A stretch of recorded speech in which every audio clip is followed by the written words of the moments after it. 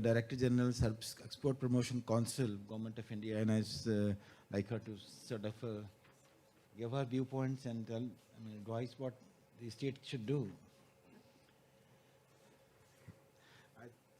Anuragji, I think we started a little late. Can we extend it till 11:30? Thank you. Mr. Anurag Agarwal, Principal Secretary, Government of Punjab, dignitaries on the dais and off the dais, ladies and gentlemen who have patiently listened to so many speakers, throwing things at you one after the other and, explaining how well they are doing and things like that. I won't take much time. I just have a few points to make. Services Export Promotion Council has been set up by the Government of India expressly to help our businesses and our industry export services to the rest of the world. So by services, I mean healthcare services, medical value travel, one part of it, education, legal services, accountancy services, engineering, design services. There are many kinds of services that are exported from India. Medical value travel is one part of it. It is our job to help all industry and all businesses export to the rest of the world. The Services Export Promotion Council also helps our businesses get an incentive by the Government of India given by the Directorate General of Foreign Trade, which is equal to 7% of the net foreign exchange earned. I'm sure many of you don't know it. If any of you have any foreign exchange turnover, as far as your hospital services are concerned, please do become a member of SEPC and do apply to the DGFT for the SEIS benefits. I know that all your Max, Fortis, all these Medanta, all these big hospitals already are our members and they are taking these benefits. Anybody who has foreign patients and is not taking these benefits, please do apply for membership and please do take it. As far as the question of making Punjab a medical value travel hub, I think the potential is just fantastic for the simple reason that the connect that Punjab has with the rest of the world, as somebody else mentioned, you have a very good connect with Canada, with Australia, with Singapore, you name the country, and you will have people from your state doing very well in that country.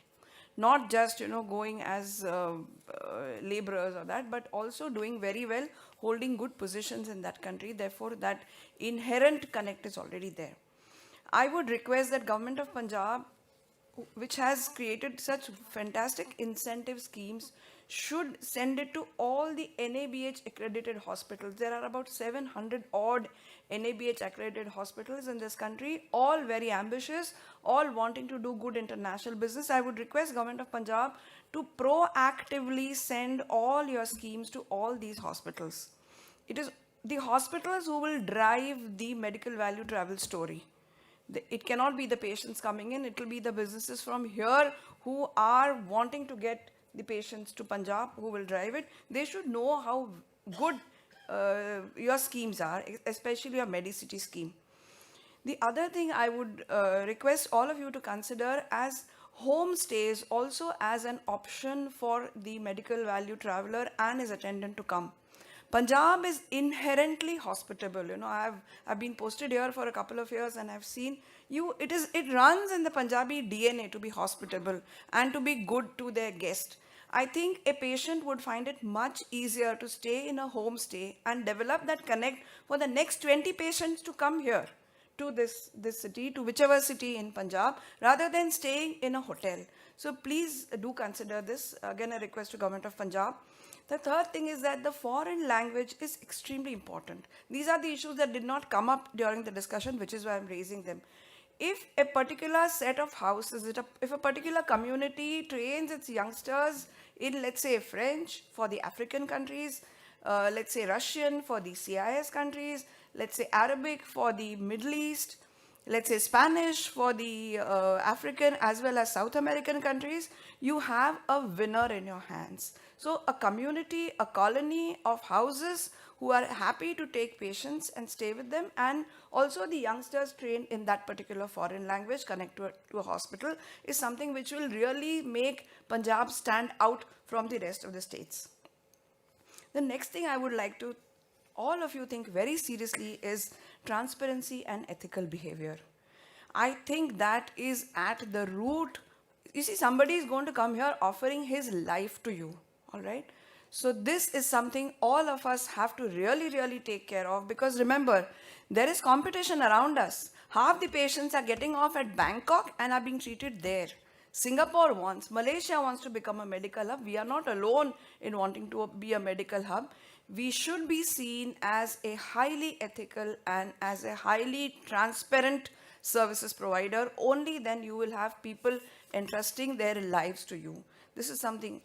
There's also a question of over-investment by hospitals, and I can tell it from the experiences that we have had, not only in here, but all over the country. I think our hospitals are over-invested in equipment, and therefore their the need for return on investment is almost compulsive.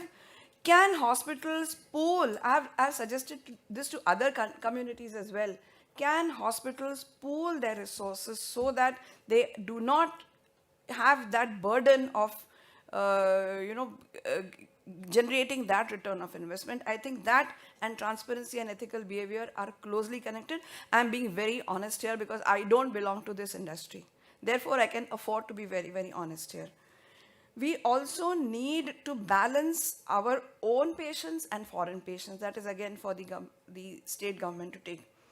You see, there are countries who have no facilities at all. Here, at least, if we spend a little bit of money, patients can come and take the treatment. There are countries like Myanmar, like Cambodia, like so many in Africa who simply don't have those facilities. All those patients are waiting to come here. But do remember, there is competition.